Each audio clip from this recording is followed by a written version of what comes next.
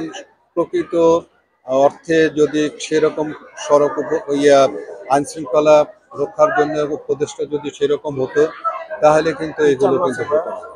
কারণ আজকে 6 মাস পেরিয়ে যাচ্ছে, তো সেই জায়গায় উনি কিন্তু ওনার কোনো দক্ষতা কিন্তু দেখাতে পারে নাই।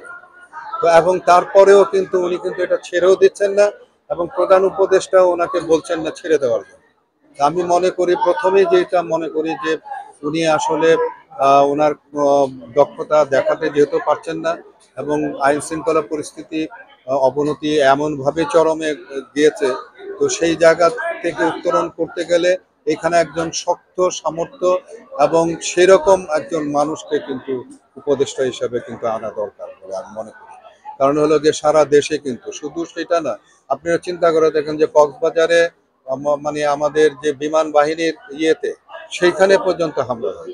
তো এটা তো খুব মানে একটা খারাপ অবস্থা। তো সেই জায়গায় এটি যদিও মনে করেন যে ফ্যাসিস্ট সরকারের চলে যাওয়ার যে ফ্যাসিস্ট সরকার তাদের দোসররাও এই কাজগুলো করছে, পাশাপাশি যে অন্যান্য যে সন্ত্রাসীরা যারা আছে তারাও কিন্তু সুযোগ বুঝে কিন্তু এইগুলো কাজগুলো করে যাচ্ছে। তো সেই জায়গায় যদি আপনার এই এই এরকম যদি মানে স্বরাষ্ট্র উপদেষ্টা যদি থাকে তাহলে কিন্তু উনি কিন্তু নিয়ন্ত্রণ করতে পারছেন না।